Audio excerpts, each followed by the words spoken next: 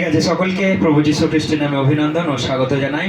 আজকে আমরা একটা ঈশ্বরের বাক্য নিয়ে আলোচনা করব যে প্রভুর পথে চলতে গিয়ে সমস্যা এবং বাধা, পরীক্ষা, প্রলোভন আসতেই পারে। আসতে পারে না? পারে না? হ্যাঁ, আসতেই পারে। তো অনেকজনে বলে যে প্রভুকে বিশ্বাস করেছি আবার রোগ হবে, প্রভুকে বিশ্বাস করলে আবার কোনো সমস্যা আসবে, প্রভুকে ঈশ্বরকে বিশ্বাস করলে কি আর আসা উচিত নয় কিছু রোগ বা সমস্যা বা বাধা কিছু আসা? তো আজকে আমরা দেখব আমাদের জীবনে সমস্যা এলে আমরা কি করব এবং সমস্যার সময় আমাদের আচরণ, আমাদের প্রার্থনা, আমাদের মন কেমন হওয়া উচিত, আমরা সেই বিষয় নিয়ে আজকে আমরা দেখব। প্রভু বলছেন যে দেখো আমি জগৎকে জয় করে উঠেছি। প্রভু কি বলছে? আমি জগৎকে জয় করে উঠেছি। আজকে আমরা যারা চিন্তাগ্রস্ত হয়ে পড়ি না, অনেক সময় ভাবি যে আমার আর কোনো আশা নেই, আমার আর কোনো ভরসা নেই। কিন্তু প্রভু বলছে কেন তোমার আশা থাকবে না, কেন তোমার ভরসা থাকবে না? আমাকে দেখো, আমি জগৎকে জয় করে উঠেছি, আমি জগৎকে জয় করে উঠেছি। তাহলে আমি যখন জগৎকে জয় করে উঠেছি, তোমাকেও আমি একদিন ওঠাবো। এবং প্রভু বলছে আমি প্রতিটা দিন তোমার সঙ্গে সঙ্গে আছি। তোমার চিন্তা কিসের? তোমার ভাবনা কিসের? আমি প্রতিটা দিন তোমার সঙ্গে সঙ্গে আছি। সমস্যা আসতেই পারে, হোঁচট মানুষ খেতেই পারে। রাস্তায় চলতে চলতে হোঁচট খাবে না মানুষ? যদি হোঁচট খায় তাহলে সেই রাস্তা দিয়ে আসে কখনো চলবে না। যদি এই রাস্তা দিয়ে যেতে যেতে যদি হোঁচট খায় তাহলে বলবো ওই রাস্তা দিয়ে আমি আর কখনো যাব না। কেউ বলবে এরকম? যে কেউ এরকম বলবে সে একটু অল্প বুদ্ধিতা, তাই তো? কারণ রাস্তা দিয়ে যেতে যেতে হোঁচট খেতেই পারে, আমরা পড়ে যেতেই পারি, আমাদের হাঁটু ছিঁড়ে যেতেই পারে। তা বলে কি আমি সেই রাস্তা দিয়ে চলবো না? অবশ্যই আমরা সেই রাস্তা দিয়ে চলবো, কিন্তু একটু সতর্ক হয়ে চলবো, তাই তো? এবার একটু সাবধান হয়ে চলবো, যাতে আমি আর সেখানে পড়ে না যাই, হাঁটুটা আমার যাতে ছিঁড়ে না যায়। তো সেই জন্য প্রভু বলছে দেখো আমি জগৎকে জয় করে উঠেছি। কেন তোমরা চিন্তা করো? চিন্তা করে তুমি কি নিজের একটা চুলও তুমি বাড়াতে পারবে, কমাতে পারবে, কাঁচা করতে পারবে, পাকাতে পারবে? কিছু করতে পারবো আমরা? সামান্য একটা চুলকে যদি আমরা কিছুই নড়াতে না পারি, তাহলে কেন চিন্তা করছো? কেন চিন্তা করছো? কেন ভাবিত হচ্ছ? একটু কষ্ট, একটু দুঃখ, একটু যন্ত্রণা, একটু সমস্যা আসতেই পারে। প্রভু স্বয়ং কি সুন্দর ভাবে তার জীবন কেটে গিয়েছিল। প্রভু যীশু খ্রিস্ট নিজের জীবন কেমন কেটে গিয়েছিল? খুব সুন্দর আরাম রাজপ্রাসাদে তিনি ভোগ বিলাসের মধ্যে জীবন কাটিয়েছিলেন। কেমন কাটিয়েছিলেন? তার জীবনটাও কষ্টের ছিল, তাকে মার খেতে হয়েছে, তার মাথা থেকে রক্ত ঝরে পড়েছে, লোকে তাকে কেউ ভালোবাসলো না, লোকে তাকে গাল দিল, তাকে মন্দ কথা বললো, তাকে ঘৃণা করলো, তাকে থুতু দিল। কাকে? যে আকাশ ও পৃথিবী সৃষ্টি করেছে, যে সূর্যটাকে নিজের হাতে করে বানিয়েছে, তাকে যদি মানুষে যদি মারধর করতে পারে, তার জীবন কাহিনী, তার 33 বছরের জীবন যদি এত কষ্টের হতে পারে, তাহলে আমরা কি বলবো? যে ঈশ্বর হয়ে এত কষ্ট, ঈশ্বর হয়ে এত কষ্ট, কিন্তু তিনি মৃত্যুর 3 দিন পর জীবিত হয়ে উঠেছে। Hallelujah, hallelujah. তিনি মৃত্যুর 3 দিন পর জীবিত হয়ে উঠেছে এবং আজও তিনি এই বিশ্ব ব্রহ্মাণ্ডের, এই পৃথিবীর সর্বশ্রেষ্ঠ, সর্বশক্তিমান, সর্বজ্ঞানী, সর্বব্যাপী ঈশ্বর। Hallelujah, hallelujah. যে কেউ তাকে বিশ্বাস করবে সেও তার সঙ্গে অমরত্ব লাভ করবে। যে কেউ তার সঙ্গে চলবে, যে কেউ তার সঙ্গে ঘুরবে, সে অমরত্ব লাভ করবে। কারণ বাইবেল বলছে হনক এবং এলিও কে ছিলেন? তারা বাইবেলের বিখ্যাত ব্যক্তি ছিলেন। তারা ঈশ্বরের সঙ্গে গমনাগমন করতেন, ঈশ্বরের সঙ্গে চলাফেরা করতেন। কিন্তু বাইবেল বলছে তারা ঈশ্বরের সঙ্গে চলাফেরা করতেন, ঈশ্বর তাদেরকে জীবন্তই তুলে দিলেন। Hallelujah, hallelujah. আমাদেরকে জীবন্তই তুলতে না পারলেও, বা যদিও সেই টাইমের মধ্যে আমরা পৌঁছে যাই, তাহলে ঈশ্বর আমাদের জীবন্তই তুলে নিতে পারে। সেই হনকের মতো, সেই এলিয়ার মতো আমাদেরকে জীবন্তই তুলে নিতে পারে। কিন্তু যদি তার আগে যদি কোনো সমস্যা আসে, তার আগে যদি কোনো দুঃখ আসে, কোনো কষ্ট আসে, কোনো প্রলোভন এলো সামনে, বেশ একদম ঝাঁ চকচকে একটা প্রলোভন এলো, তার আগে যদি আমরা পড়ে যাই, তাহলে আমরা যেতে পারবো? এলিয়র মতো, হনকের মতো যেতে পারবো আমরা প্রভু যীশু খ্রিস্টের মতো জীবন্তই? প্রভু যীশু খ্রিস্ট মৃত্যুর স্বাদকে গ্রহণ করলেন, তিনি মৃত্যু থেকে জীবিত হয়ে উঠলেন। কিন্তু হনক আর এলিয় মৃত্যুর স্বাদ কি এখনো বুঝতে পারল না। তারা ঈশ্বরের সঙ্গে চলাফেরা করতে করতে সেই পরিস্থিতির মধ্য থেকে ঈশ্বর তাদেরকে জীবন্তই তুলে নিলেন। হালেলুয়া! এটা হচ্ছে ঈশ্বর। যদি আমরা ঈশ্বরের সঙ্গে চলি, হনক ওয়াক উইথ গড, মানে হনক ঈশ্বরের সঙ্গে চলতেন। সেটা কেমন কথা, কেমন কথা? বোঝা যাচ্ছে আমার কথা? হনক এবং এলিয় ঈশ্বরের সঙ্গে গমনাগমন করতেন, অর্থাৎ তাদের জীবন, তাদের চরিত্র কোনো সময় আড়াল ছিল না। তাদের জীবন, তাদের চরিত্র কোনো সময় আড়াল ছিল না। যীশু খ্রিস্টের জীবন চরিত্র কখনো ঈশ্বর থেকে আড়াল ছিল না। তারা সব সময় ঈশ্বরের সঙ্গে গমনাগমন করতেন, ঈশ্বরের সঙ্গে চলাফেরা করতেন। তাদের একটা কথা, একটা আচরণ, একটা ব্যবহারও কখনো আড়ালে লুকোছাপার মধ্যে ছিল না, যা কিছু প্রকাশ্যে ছিল। তাদের জীবন, তাদের চরিত্র ক্লিন ছিল একদম। সেই জন্য তাদেরকে ঈশ্বর জীবিত তুলে নিলেন। হালেলুয়া! তাদের জীবনেও সমস্যা এসেছিল বই কি না? তারা কি কোনো সমস্যার মধ্যে আসেনি? এসেছিল। আজ মারতে এসেছিল, বলছে তুমি ইসরায়েলের কাঁটা, তাকে মারবে বলে, তাকে হত্যা করবে বলে খুঁজে বেড়াচ্ছে। কিন্তু সে কোথায় লুকিয়ে আছে? সে জর্ডন নদীর একটা কোণে লুকিয়ে আছে। তাকে কে খাবার দেবে? তাকে খাবার দেবে কাকে? এটা বিশ্বাস করা যায়? কাককে ঈশ্বর আদেশ দিল, যাও, এলিও ওখানে লুকিয়ে আছে, রাজার ভয়ে তুমি ওকে রুটি দাও। তাহলে সেই মানুষটা বলেছিল, যিশুকে বিশ্বাস করতে এত সমস্যা, যিশুকে বিশ্বাস করলে আমাকে তাড়িয়ে নিয়ে বেড়াচ্ছে, গ্রাম ছাড়া করে দিচ্ছে, লোকে আমাকে ঘৃণা করছে, লোকে আমাকে মন্দ কথা বলছে, লোকে আমাকে মিশতে নিচ্ছে না, লোকে রাস্তা দিয়ে গেলে আমাকে থুতু করছে, কি দরকার বাবা যিশুকে ডেকে ধুত? তাহলে সে জীবন্ত স্বর্গে যেতে পারতো? জীবন্ত স্বর্গে যেতে? তার জীবন, তার চরিত্র, তার বিশ্বাস এতটা স্ট্রং ছিল, ঈশ্বর তাকে জীবন্তই তুলে নিয়ে চলে গেল তার কাছে। কারণ এটাই হচ্ছে বিশ্বাস, এটাই হচ্ছে শক্তি, এটাই হচ্ছে এলিও ঈশ্বরের সঙ্গে গমনাগমন করতেন, ঈশ্বরের সঙ্গে চলাফেরা করতেন। হালেলুয়া! তাহলে আমাদের জীবনে আমাদের সমস্যা আসতেই পারে, লোকে গালমন্দ দিতেই পারে। যীশু খ্রিস্টকে লোকে আগে ঘৃণা করেছে। প্রভু বলছে, আমাকে আগে ঘৃণা করেছে, তোমাকে করবে না। আমাকে লোকে আগে গাল দিয়েছে, তোমাকে দেবে না। আমাকে দেখে আগেই লোকে মন্দ কথা বলেছে, তোমাকে বলবে না। তাহলে আমাদের জীবনে অনেক সমস্যা আসতে পারে, পারিপার্শ্বিক আমাদের জীবনে অনেক দুঃখ কষ্ট আসতে পারে। বিশেষ করে আজকে আমরা যারা দুঃখের মধ্যে পড়ে আছি, আজকে আমরা যারা কষ্টের মধ্যে পড়ে আছি, আমাদের এই বাক্য শোনা দরকার, আমাদের প্রভু যীশু খ্রিস্টের দিকে তাকানো দরকার, আমাদের এলিয়র দিকে তাকানো দরকার। কারণটা কি? তাদের জীবনকে যদি আমরা দেখি, আমরা তো মামুলি, নাথিং, কিচ্ছু নয়। তাদেরকে তাড়িয়ে নিয়ে বেরিয়েছিল, এলিয়কে তাড়িয়ে নিয়ে বেরিয়েছিল, যীশু খ্রিস্টকে চাবুক মারতে মারতে নিয়ে গেছে। তবু বলেছিল যে না বাবা, আমাকে ছেড়ে দাও। প্রভু যীশু খ্রিস্ট গেতসিমানি বাগানে বলেছিল যে প্রভু, আমার দ্বারাই আর হবে না, এবার সেই ভয়ঙ্কর দিন আসছে, আমাকে ছেড়ে দাও, আমি স্বর্গে চলে যাই। প্রভু গেছিল, তা ঈশ্বরকে এটা ভোগ করতে হবে, ঈশ্বরকে এই যাতনা সহ্য করতে হবে, তাকে মার খেতে হবে, তাকে হত্যা হতে হবে, তাকে আবার 3 দিন পর জীবিত হয়ে উঠতে হবে। হালেলুয়া! আমরা যখন সমস্যায় পড়ি, তখন আমরা বলি, প্রভু আমাদের মুক্তি দাও, মুক্তি দাও, মুক্তি দাও, মুক্তি দাও। আমি সমস্যায় পড়ে গেছি প্রভু, আমার সমস্যা, আমি কি করব এখন, কোথায় যাব এখন, কি করব, কার সঙ্গে কি বলবো, আমি আর পাচ্ছি না, আমার জীবন বোধহয় শেষ হয়ে গেল। কিন্তু আমরা সমস্যায় পড়লে, অভাবে পড়লে, রোগে পড়লে, কঠিন পরিস্থিতিতে পড়লে, সমাজের মধ্যে কোনো চাপে পড়ে গেলে, তখন আমরা কেউ বলি না যে প্রভু, এইটা হচ্ছে তোমার সময়, তোমার কি পরিকল্পনা, তোমার কি ইচ্ছা, তুমি আমাদেরকে বলো।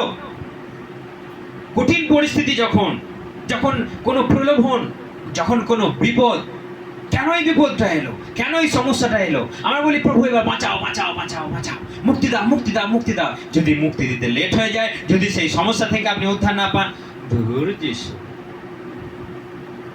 ধুর যিশু। কিন্তু তখন আমরা বলবো প্রভুকে, প্রভু এই সময় তোমার কি পরিকল্পনা আছে আমার জীবনে তুমি বলো।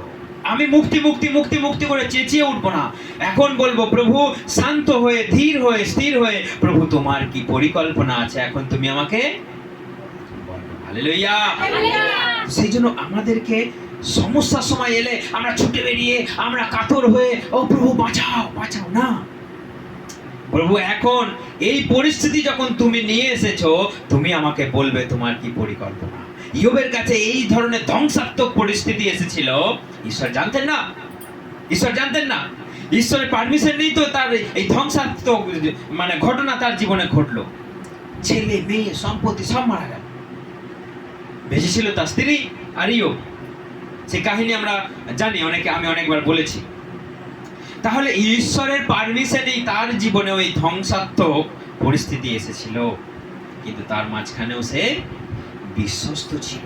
তার মাঝখানে বলেন, প্রভু কেন তুমি এটা দিলে?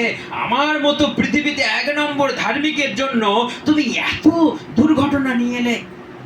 কিন্তু বলেনে, প্রভুকে বলেছে, প্রভু শুধু মঙ্গলটাই চাইবো, অমঙ্গলটা আমার জীবনে হবে না। তার স্ত্রী যখন তাকে খোঁচা মারতে এলো, তার স্ত্রী যখন তার বিরুদ্ধে কথা বললো, এখনো তুমি যিশু যিশু করছো, এখনো ঈশ্বর ঈশ্বর করছো, এত পরিস্থিতি এত সময় খারাপের মধ্যে দিও। তখন বলছে, স্ত্রী শুধু ঈশ্বরের কাছ থেকে শুধু মঙ্গলটা চাইবো, অমঙ্গলটা কিছু হবে না। তো আমাদের মধ্যে যখন কোনো কঠিন পরিস্থিতি আসে, তখন আমরা টলমল যেন না হই, যখন দুর্বল যেন না হই, আমরা যেন বলি, প্রভু এই পরিস্থিতি যখন এসেছে তোমার পরিকল্পনা আমার জীবনে আছে। হালেলুয়া। কারণ কোনো পরিস্থিতি না এলে আমরা যিশুকে তো ডাকি না, আমরা প্রভুকে আমরা বিশ্বাস করি। এরম পরিস্থিতি না হলে, এরম বিপদ না হলে, এরম সমস্যা না হলে আমরা প্রভুকে ডাকতাম? ওরা আসতো প্রভুর কাছে কখনো বলে মনে হয়? এই পরিস্থিতি না এলে কখনো আমরা প্রভুকে ডাকি না। আমি একবার বলেছিলাম না, দেয়ালে পিঠ না ঠেকলে কেউ যিশুকে ডাকে না। তো সেই জন্য আমাদেরকে সমস্যার মাঝখানে বুঝতে হবে নিশ্চয় কোনো পরিকল্পনা আছে।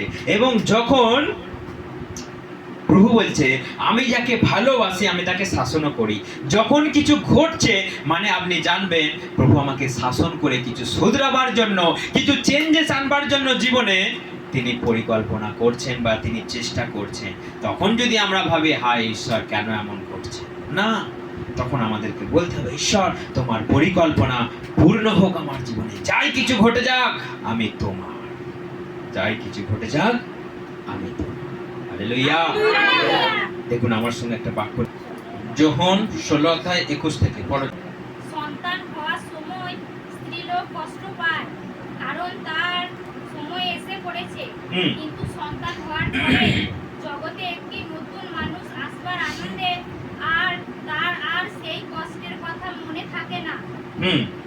সেইভাবে তোমরাও এখন দুঃখ কষ্ট পাচ্ছ, কিন্তু আবার তোমাদের সঙ্গে আমার দেখা হবে, আর তখন তোমাদের মন আনন্দে ভরে উঠবে। হালেলুয়া।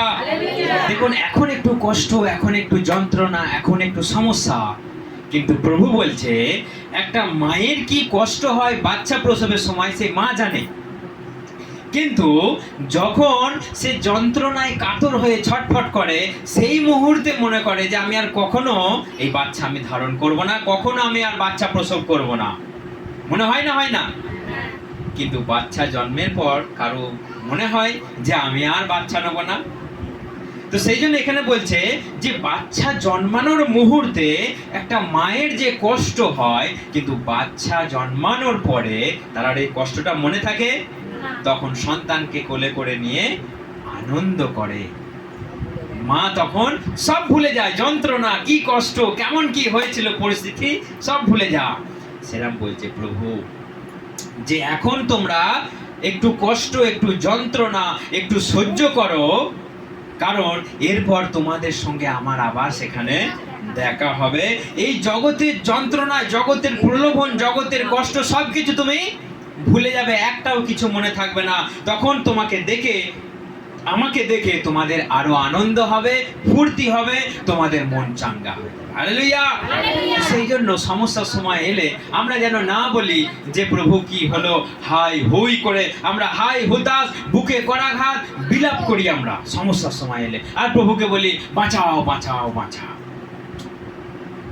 আমরা জগতে যখন ঘোরাফেরা করি, আমরা মানুষের দিকে তাকাই, আমরা তখন নিজেদের সঙ্গে আমরা তুলনা করি যে ওরা তো বেশ ভালো আছে, ওরা তো বেশ সুন্দর আছে, ওরা তো বেশ ভালো খাওয়া দাওয়া করেছে। আমরা ঈশ্বরকে নিয়ে যত সমস্যা, যত অভাব, যত গন্ডগোল, যত আমাদের জীবনে সমস্যা আসছে, যত আমাদের জীবনে, ওরা তো বেশ আছে, ওরা তো চচ্চর করে বড় হচ্ছে, ওরা তো কোনো ওদের সমস্যা নাই, ওরা সব জায়গায় যেতে পারছে, সব কিছু করতে পারছে, সব খেতে পারছে, সব ঘুরতে পারছে। আমাদের মধ্যে এত সমস্যা যে মানুষকে দেখে আমাদের কোনো চিন্তা করে লাভ নাই, ভাবনা করে লাভ নাই যে ওরা বেশ আছে, ওরা বেশ খাচ্ছে, বেশ পড়ছে। একটা কথা আমি আগেও বলেছি, আরো একবার স্মরণ করে দিই, যে যারা জগতে সুন্দর আছে, বেঁচে আছে, ঘুরে বেড়াচ্ছে, খাচ্ছে যাচ্ছে, তারা কারা? তারা মৃত। তারা কারা? তারা কেমন? তারা মৃত। তারা কেবল শারীরিক ভাবে হম্বিতম্বি করে ঘুরে বেড়াচ্ছে, তারা কেবল মনের জোরে ঘুরে বেড়াচ্ছে, কিন্তু তারা অ্যাকচুয়ালি তারা মৃত। আমাদেরকে বলছে তোমাদেরকে আবার আমি জীবিত করে তুলবো, যে কেউ আমাকে বিশ্বাস করে তাকে আমি আবার জীবিত করে তুলবো। কিন্তু যে কেউ আমাকে বিশ্বাস করে না, সে আর জীবিত হয়ে উঠবে না। ধার্মিকের অনেক বিপদ, ধার্মিকের অনেক বিপদ। যে সত্য পথে চলতে চায়, যে সৎ পথে চলতে চায়, সে তাড়াতাড়ি বড়লোক হতে পারে না, কিন্তু 2 নম্বরই করলে রাতে রাতে বড়লোক হয়ে যায়। 2 নম্বরই করলে টাকা দেখবেন সবাই উড়াই রাখে, কিন্তু সৎ পথে চলে আপনি টাকা উড়াতে পারবেন? সেই জন্য যে সৎ পথে চলে তার দুঃখ অনেক, যে ধার্মিক তার কষ্ট অনেক, তার বিপদ অনেক। সমাজের মানুষ তাকে চোখে দেখতে পারে না। আজকে আপনি সৎ উপায়ে কিছু করতে গেলে নানা সমস্যার সম্মুখীন হতে হবে, কিন্তু আপনি অসৎ উপায়ে চলুন, আপনি অধার্মিক হয়ে জীবনযাপন করুন, কোনো সমস্যা নাই। আপনি দিব্যি চলবেন, দিব্যি চলবেন, দিব্যি চলবেন, কিন্তু যখনই মৃত্যু আপনার সামনে আসবে, আপনার জীবন শেষ। সেই জন্য কারো সঙ্গে নিজের তুলনা করবেন না যে ও ভালো আছে আর আমি যিশুকে নিয়ে এত সমস্যা, ওরা বেশ ভালো চলছে জীবনযাপন, আমাদের যিশুকে নিয়ে এত সমস্যা। আপনারা মনে রাখবেন যে তারা মৃত। জগতের মানুষ যারা দিব্যি আছে, বেশ আছে, ভালো আছে, যাদের জীবনে কোনো সমস্যা নাই, তারা মৃত মৃত মৃত। কিন্তু আজকে আমরা যারা যিশুকে নিয়ে কষ্ট করছি, সংকীর্ণ পথ দিয়ে চলার চেষ্টা করছি, তারা একদিন আবার জীবিত হয়ে উঠবে, যুগ যুগ ধরে সেই শাশ্বত জীবনে প্রবেশ করবে। হালেলুয়া। তো এটাই হচ্ছে আমাদের জীবন, এটাই হচ্ছে আমাদের কষ্টের জীবন। কতদিনের কষ্ট এটা? কতদিনের কষ্ট?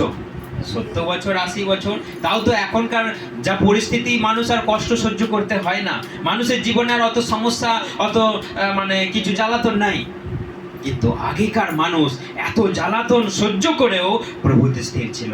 এখন একটু সমস্যা এলে, 2 ইঞ্চি সমস্যা এলে 10 ইঞ্চি পালিয়ে গেল, কিন্তু বড় সমস্যা এলে তাকে আর খুঁজেই পাওয়া যাবে না। তো দরকার কি বাবা, বেশ ছেলে বউ নিয়ে ভালোই খাচ্ছিলাম, যিশুকে নিয়ে যত সমস্যা। আজকে মানুষ, আপনি চিন্তা করুন, পরিত্রাণ পাওয়া কি সহজ ব্যাপার? স্বর্গে যাওয়া সহজ ব্যাপার? প্রভু যীশু খ্রিস্টের সামনে যখন সেই মৃত্যু এসেছিল, তিনি গেতসেমানি বাগানে তিনি কাঁদছেন, প্রভু যদি তোমার ইচ্ছা হয় তাহলে এই পানপাত্র তুমি সরিয়ে নাও, যদিও আমার ইচ্ছা নয়। আজকে তিনি পৃথিবীর সর্বশক্তিমান ঈশ্বর। আজকে তার নামে ভূত ভয় পালায়, আজকে তার নামে রোগ ভয় পালিয়ে যায় এমনি করতে। আজকে শয়তান তার নাম শুনলেই কাঁপে, তা বলে প্রভু এখনই কি তুমি এলে আমাদের রসাতলে পাঠাতে? কেন ভয় পায়? কারণ তিনি মৃত্যুকে জয় করে উঠেছেন, তিনি মৃত্যুকে জয় করে উঠেছেন। হালেলুয়া। সেই জন্য আজকে সমগ্র শয়তানের গোষ্ঠী সদ্য আজকে যীশু খ্রিস্টকে ভয় পায়। আজকে আমরা যারা কানের দুলগুলো পরি, কানের দুলগুলো পরি তো দেখতে ঝকঝক করে, সোনার গুলো, ইমিটেশন গুলো, কানে ঝকঝক করে দূর থেকে, ও কি ডিজাইন, ও কি সুন্দর, কি ফাইন, কি হালকা। এখন তো নিত্য নতুন ডিজাইন বেরিয়েছে। তাহলে আজকে যে কানেরটাকে দেখে এক চান্স আমরা সুন্দর বলছি, তার আগের আমরা যদি ভেবে দেখি যে কোথা থেকে কিভাবে এলো, আপনি বলবেন আমার দরকার নাই ওই ডিজাইন হবার। হ্যাঁ, একটা সোনা তখনই ডিজাইন হয়, একটা সোনা তখনই ঝকঝক করে যখন সে আগুনের ভেতর দিয়ে যায়। যখন তাকে আগুনে তাপানো হয়, অ্যাসিডে ডুবানো হয়, তাকে মেশিনে ঘষা মাজা করা হয়, তখন সে ঝকঝক করে। তার আগে তাকে দেখেছেন, চিনতে পারবেন না এটা তামা, না এটা সোনা, না এটা কিছু কোনো ধাতু, আপনি চিনতে পারবেন না। কিন্তু যখন তার প্রসেসের মধ্য দিয়ে সে যাবে, আপনি চিনতে পারবেন এটা সোনা, এটা সোনা। সেই জন্য আমরা স্বর্গে যাব। আমরা তো আর সেই দীঘায় বেড়াতে যাচ্ছি না, আমরা কোথায় যাব? স্বর্গে যাব। তাহলে সেই স্বর্গে এতটুকু পাপ নাই, এতটুকু অন্ধকার নাই, এতটুকু অন্যায় নাই, এতটুকু অধার্মিক নাই। তাহলে সেই জায়গায় আমরা যাব। আমরা কি এই সব কিছু নিয়ে চলে যেতে পারবো? হ্যাঁ, সব কিছু নিয়ে চলে যেতে পারবো? আমরা যদি, প্রভু বলছে সংকীর্ণ পথ দিয়ে চলো। সংকীর্ণ পথ, সংকীর্ণ পথ মানে কি? তোমাকে এটা ছাড়তে হবে, এটা ত্যাগ করতে হবে, জীবন থেকে সমস্ত হিংসা, লোভ, কুৎসা, পরচর্চা, পরনিন্দা ত্যাগ করতে হবে। তোমাকে কোথায় যেতে হবে, কোথায় যেতে হবে না, প্রভু আমাদের সবকিছু বলেছে। তাহলে সবকিছু গুটিয়ে নিয়ে, সবকিছু বগল দাবা করে নিয়ে স্বর্গে যেতে পারবো? হ্যাঁ, খুব সাবধান। কারণ আজকে কিছু ভবনের শিক্ষা আজকে সবকিছু সবাইকে বলছে সব করো, যিশু করো, আবার তুমি ঠাকুরতলায় গিয়ে ধেই ধেই করে নেচে দাও, আবার তুমি গিয়ে প্রসাদ খেয়ে নাও, আবার তুমি গিয়ে জয় যিশু করো, আকাশ বলছে পিতা তোমায় ধন্য, এসে এখানে যিশু করছে, ওখানে গিয়ে বলছে বুকে বুকে ড্যান্সার, বুকে বুকে ড্যান্সার। তাহলে কোনটা করবেন আপনি? আপনি যিশুকে নিয়ে ডাকবেন না এখানে যাবেন? সেই জন্য সংকীর্ণ পথ দিয়ে চলতে হবে। সব কিছু গুটিয়ে নিয়ে আপনি স্বর্গে যেতে পারবেন না। সেই জন্য আজকে ধার্মিকের জীবনে এত সমস্যা, কঠিন পরিস্থিতি, আর সেই কঠিন পরিস্থিতি না এলে আপনি যেতে পারবেন না। দুঃখ, কষ্ট, যন্ত্রণা সহ্য না করলে আপনি সেখানে যেতে পারবেন না। আপনি যিশুর দিকে তাকান, তার জীবন একটা পরীক্ষা, তার জীবন একটা কষ্ট, তার জীবন একটা দুর্বিষহর মধ্য দিয়ে কেটেছে, তবে তিনি আজকে শক্তিমান। শয়তান তাকে নানা পরীক্ষার মধ্যে ফেলেছিল। প্রথম পরীক্ষা কি? খাবার। আমাদের মধ্যেও খাবারের পরীক্ষা আসে না? ভালো মিষ্টি দেখলে বাস, কোথা থেকে এসেছে আগে মেরে দিই, তারপর সে নতুন খাতা থেকে এলো না পুরনো খাতা থেকে এলো, আমরা দেখি না, প্যাকেটে এলো মেরে দিলাম, দেখলাম না সেটা কার চরণ থেকে এলো। হ্যাঁ, তাহলে আমরা প্রথম প্রলোভনে পড়ি খাবারে। আজকে আমরা সবই খেয়ে নিচ্ছি। কোথা থেকে এলো, কার চরণ থেকে এলো, কার নামে এলো, কার উদ্দেশ্যে এলো, আমরা দেখলাম, মেরে দিলাম। দ্বিতীয় প্রলোভন কি? দ্বিতীয় প্রলোভন কি? সব সম্পত্তির লোভ, টাকা পয়সার লোভ, অর্থের লোভ। প্রভু যিশুকে বলছে সব আমি তোমাকে দিয়ে দেবো তুমি যদি আমাকে প্রণাম করো। শয়তান এসে যিশুকে বলছে, স্বয়ং সৃষ্টিকর্তাকে বলছে এই সব আমি তোমাকে দিয়ে দেবো যদি তুমি আমাকে প্রণাম করো। Get out! প্রণাম করবো? যাকে আমি একদিন গোড়ালে দিয়েছি তাকে আজকে আমি প্রণাম করতে যাব? বেরিয়ে যাও আমার চোখের সামনে থেকে, দূর হও শয়তান। তাহলে আমাদের জীবনে এরকম প্রলোভন আসবে না? টাকা পয়সার প্রলোভন আসবে না? রবিবারে প্রার্থনা করতে আসবেন, ওই যে 500 টাকার লোভ আমরা ছাড়তে পারবো না।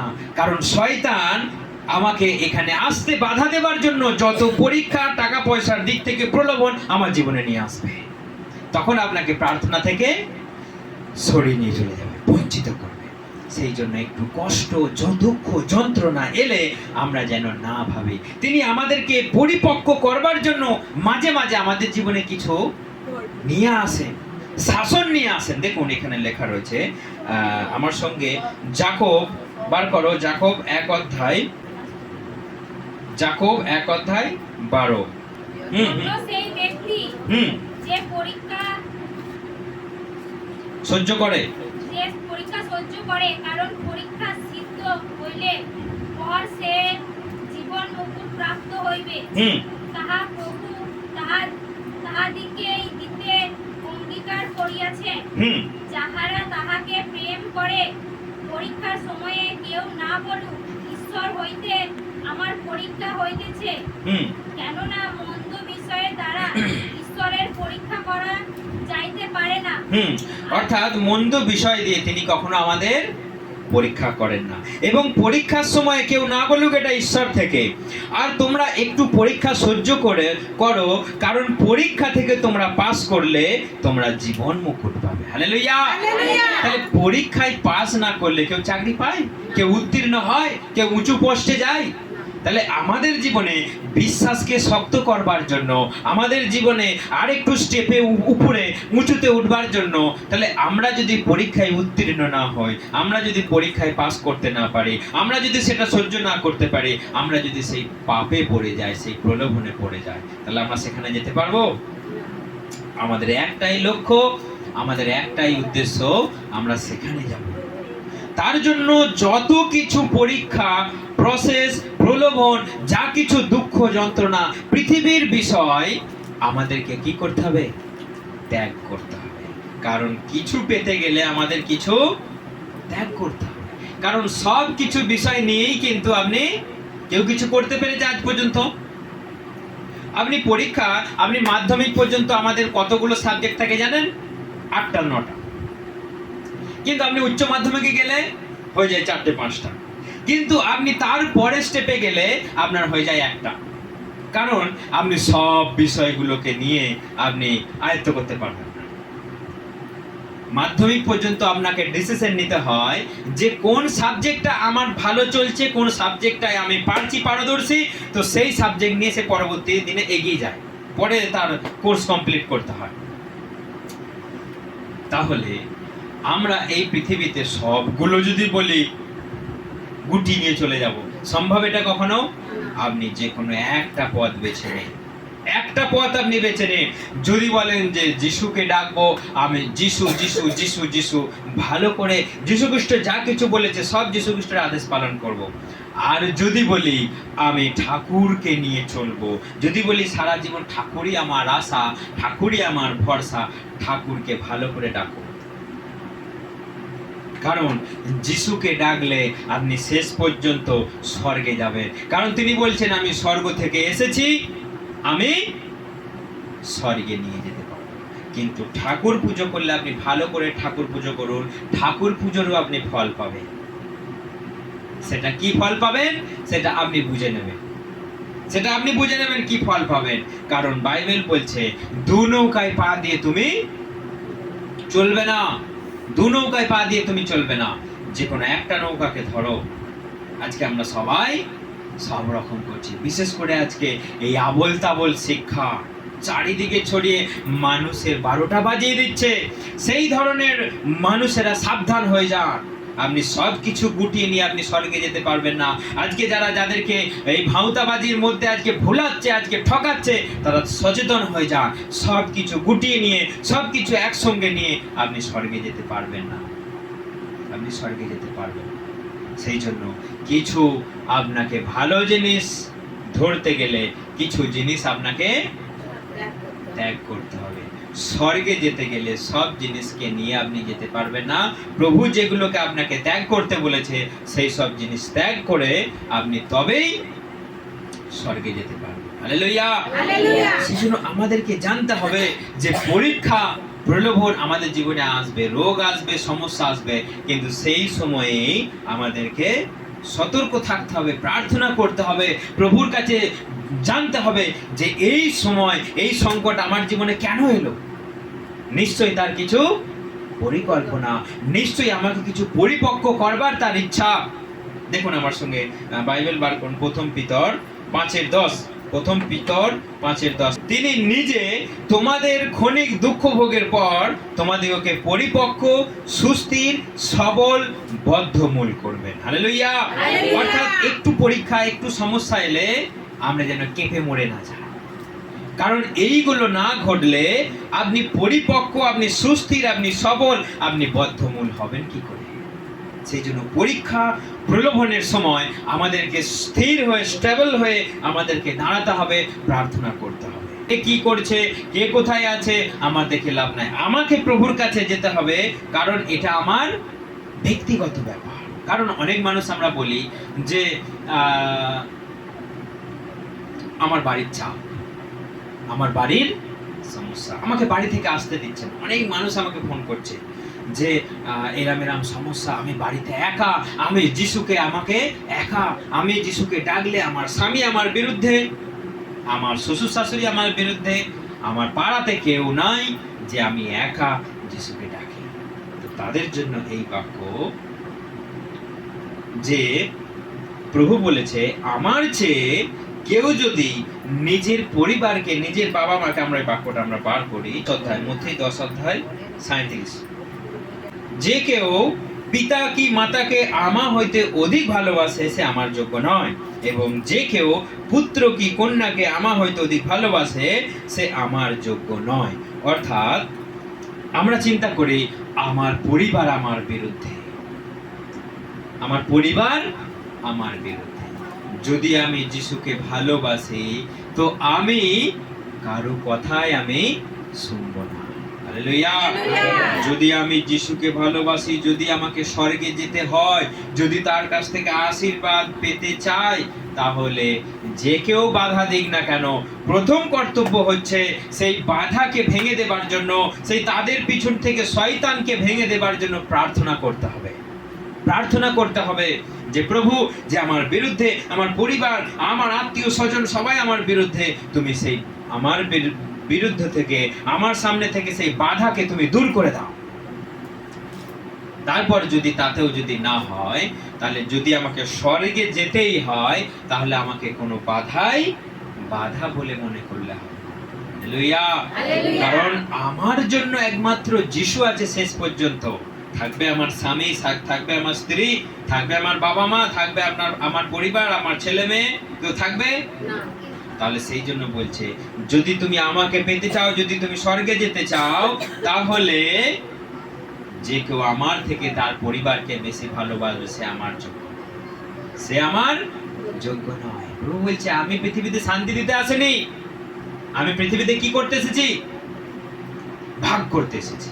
দেখুন এখানে লেখা রয়েছে 34, আমি পড়ছি 10 অধ্যায় 34, মনে করো না যে আমি পৃথিবীতে শান্তি দিতে এসেছি। শান্তি দিতে আসেনি, কিন্তু খড়গ দিয়ে দিতে এসেছি, কেননা আমি পিতার সহিত পুত্রের, মাতার সহিত কন্যা, শাশুড়ির সহিত বধূর বিভেদ জন্মাতে আমি এসেছি। তাহলে প্রভু কি আমাদের ভাগ করবার জন্য এসেছে? ভাগ করবার জন্য এসেছে?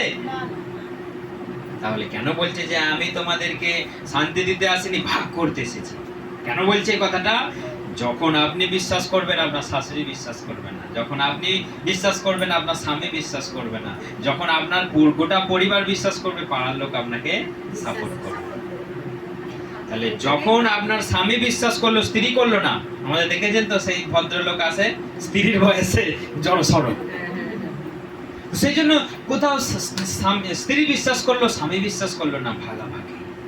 তাহলে এই বাক্য মিলছে আমাদের জীবনে, আমাদের এই বর্তমান সমাজে। ও বলছে আমি ভয়ে ভয়ে ভয়ে ভয়ে আমি যিশুকে ডাকি। একজনা তমলুক থেকে বলে যে আমার স্বামীর ভয়ে আমাকে চুপি চুপি প্রার্থনা করতে হয়, আমি যিশুকে ডাকি বলে স্বামী আমাকে ছেড়ে দিয়ে বাড়ি থেকে চলে গেছে। এরকম পরিস্থিতি। তাহলে আজকে কেমন কেমন মানুষ আছে পৃথিবীতে যে ভগবানকে ডাকলে, ঈশ্বরকে ডাকলে তার এত রাগ, এত রাগ, এত রাগ, স্ত্রীকে ছেড়ে পালিয়ে যাচ্ছে অন্য জায়গায়, আসছেই না দীর্ঘদিন। এই ঘরে প্রার্থনা হলে, যিশুর নাম শুনলে সে পালিয়ে যাচ্ছে বাড়ি থেকে। সেই জন্য বলছে আমি ভাগ করতে এসেছি। আপনার ভালোবাসা যদি অধিক হয়, আপনার ভালোবাসা যদি আপনার আত্মীয় স্বজন, আপনার নিজের প্রিয়জনের থেকেও যদি বেশি হয়, তবে আপনি স্বর্গে যেতে পারবেন। আর যদি আপনার ভালোবাসা যিশুর থেকে যদি আপনার প্রিয়জনদের বেশি হয়, তাহলে আপনি কখনোই যেতে পারবেন না। কারণটা কি? যিশুর নাম করলে তোমাকে মারবো, তোমাকে ধরবো, বাড়ি থেকে তাড়িয়ে দেবো। তাহলে বলুন কি দরকার বাবা? যেতে পারবে না আর স্বর্গে। সেই জন্য প্রভু বলছে আমার থেকে কেউ যদি নিজের বাবা মা আত্মীয় স্বজনকে ভালোবাসে, সে কখনোই আমার যোগ্য নয়, সে আমার কাছে আসতে পারবে না। সেই জন্য প্রভু বলছে যে মনে করো না আমি শান্তি দিতে এসেছি, না, এরকম সমস্যা আসবে, সেই সমস্যার সম্মুখীন হয়ে তুমি যদি স্থির হয়ে দাঁড়াতে পারো, পরিত্রাণ। হালেলুয়া। তাহলে সমস্যা তো আসবেই, সমস্যা তো আসবেই। কোথায় সমস্যা নেই? কোথায় সমস্যা নেই? আব্রাহামের আমলে সমস্যা ছিল না? লোটের সময় সমস্যা ছিল না? লোট কজনা ছিল সেখানে? লোট ছিল, লোটের স্ত্রী ছিল, আর লোটের দুটো মেয়ে ছিল। তার জামাইগুলো পরিত্রাণ পেল না। তাহলে গোটা শহরের মাঝখানে লোট ভদ্রলোক কজনা পরিত্রাণ পেল? তিন। নোহের আমলে কজনা পরিত্রাণ পেল? নোহের আমলে নোহ স্ত্রী, তার 3টে ছেলে 3টে বউ, কজনা? 8 জন। তাহলে সেখানে লোক ছিল না? সেখানে লোক ছিল না? তাহলে সেই জন্য পরিত্রাণ পেতে গেলে ঈশ্বরের কথা শুনতে হবে। নোহকে বলেছিল তুমি খ্যাপা, তুমি পাগল, তোমার মাথায় ছিট আছে, তুমি জাহাজ বানাচ্ছ। পরীক্ষা মাস্ট আসবেই, সমস্যা আসবেই। কিন্তু নোহ যদি বলতো কি দরকার বাবা, এত লোকে টন্টিটকারি আমার ভালো লাগছে না, দরকার নেই আমার জাহাজ বানানো। লোট যদি বলতো বাবা তুমি খ্যাপা আছো নাকি, তুমি খ্যাপা আছো যে ঈশ্বর সদম গমোরাটাকে ধ্বংস করে দেবে, কোথা থেকে এসেছে, আবল তাবল বকছে, 2টি খাবার হলে খাও, দিয়ে তুমি যাও। কিন্তু লোট বিশ্বাস করেছিল না, ওনারা স্বর্গদূত, ওনারা ঠিক বলছেন, এই জায়গাকার পাপের জন্য ঈশ্বর এই জায়গাটাকে ধ্বংস করবে। সেই জন্য খাও দাও, চলো আমার সঙ্গে বেরিয়ে চলো, রাতের মধ্যে ঈশ্বর আজকে এই জায়গাটাকে ধ্বংস করবে। আমাদের পরিত্রাণ পেতে গেলে পিছনে তাকালে হবে না। কে আমাকে টেনে ধরছে দেখলে হবে না, স্বামী, আমার পরিবার, আমার শ্বশুর শাশুড়ি, কোনো টাকা পয়সা, কোনো বিজনেস, কোনো ব্যস্ততা, কোনো ধন সম্পত্তি আমাকে যিশুর কাছে এগোতে দিচ্ছে না। কেটে দিন, কেটে দিতে হবে আমাদেরকে।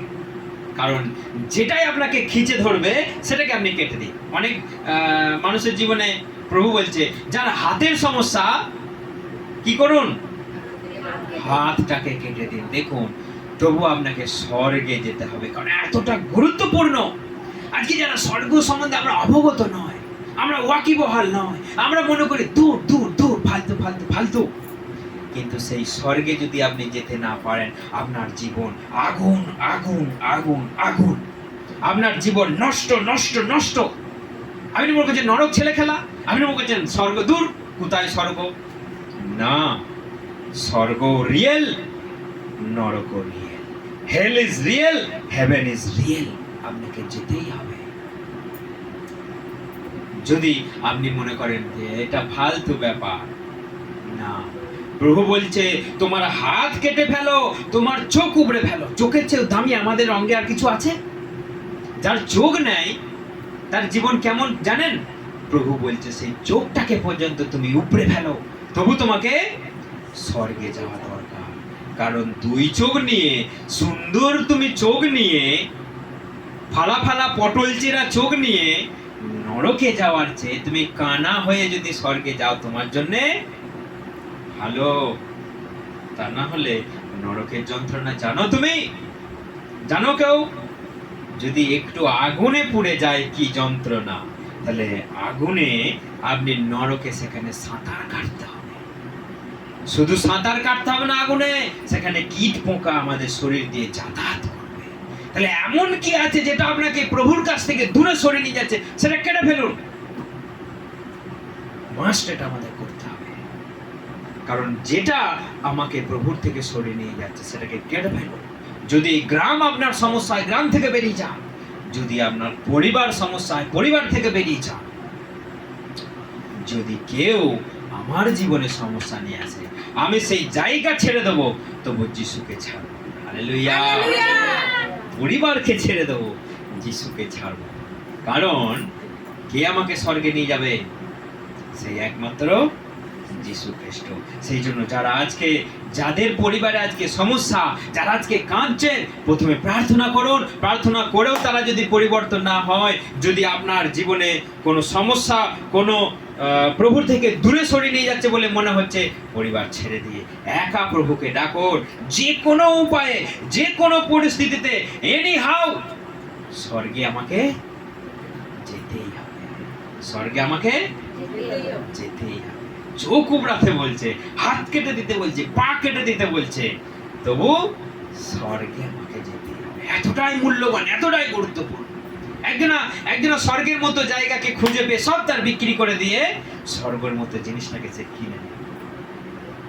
তার মানে এতটাই দামি যে আমি সবকিছু বিক্রি করে স্বর্গের মতো জায়গাটাকে আমি কিনে নেব। তাহলে পৃথিবীতে যা কিছু আসুক, পরীক্ষা, প্রলোভন, সমস্যা, সংকট, অভাব, অনটন, কিচ্ছু নয়। একটু কষ্ট, একটু সমস্যা, একটু যন্ত্রণা সহ্য করো, এরপর তোমাদের দুঃখ ভুলে যাবে। আমি তোমাদের চোখের জল মুছিয়ে দেব, আমি তোমাদের সঙ্গে সঙ্গে থাকবো, তোমরা প্রজা হবে, আমি তোমাদের ঈশ্বর। হালেলুয়া। হালেলুয়া। সেই জন্য আমাদেরকে সেই পথে চলতে হবে, সেই কথা শুনতে হবে। যেই আসুক, যে যাই বলুক, নো কেয়ার। আপনি যদি কেয়ার করেছেন, আপনি কিন্তু যেতে পারবেন। শেষ একটা বাক্য বলে আমরা শেষ করব। প্রকাশিত বাক্য 2 অধ্যায়, প্রকাশিত বাক্য 2 অধ্যায় 10। দেখুন, তোমাদের পরীক্ষার জন্য দিয়াবল তোমাদের কাহাকে কারাগারে নিক্ষেপ করিতে উদ্যত আছে, তাহাতে 10 দিন পর্যন্ত তোমাদের ক্লেশ হবে। তুমি মরণ পর্যন্ত বিশ্বস্ত থাকো, তাহাতে আমি তোমাকে জীবন মুকুট দেব। হালেলুয়া। হালেলুয়া। কতদিন পর্যন্ত আমাকে বিশ্বস্ত থাকতে হবে? মরণ পর্যন্ত। শেষ সময় এইটা ঘটবে, বলছে শয়তানের দ্বারা শয়তান মানুষের মধ্যে ঢুকে কাউকে জেলে বন্দি করে দেবে। 10 দিন পর্যন্ত তাকে জেলবন্দি থাকতে হতে পারে, কষ্ট হতে পারে। কিন্তু যদি তুমি মরণ পর্যন্ত বিশ্বস্ত থাকো, তাতে আমি তোমাকে জীবন মুকুট দেব। এটাই হচ্ছে ঈশ্বর, এটাই হচ্ছে ঈশ্বর। তিনি ক্রুশের উপরে শেষ নিঃশ্বাসটা পর্যন্ত ত্যাগ করার আগে তাকে বলেছিল পরীক্ষা, তাকে বলেছিল নোংরা, তুমি যদি ঈশ্বরের পুত্র হও, নেমে এসো, তোমাকে দেখবো আর আমরা বিশ্বাস করব। তাও তিনি তাদের কথা শুনলেন না। অবশেষে বললেন, প্রভু, আমার এই আত্মা তোমার হাতে আমি সমর্পণ করছি। তিনি আজকে সর্বশক্তিমান, তিনি আজকে পৃথিবীটা হাতের মুঠোয় ধরে আছে।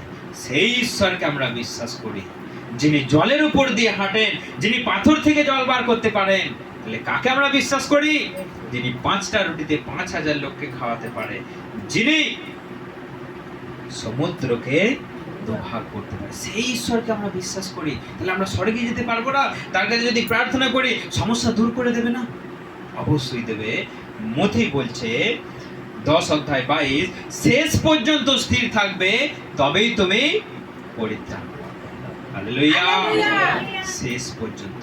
প্রকাশিত বাক্য বলছে মরণ পর্যন্ত।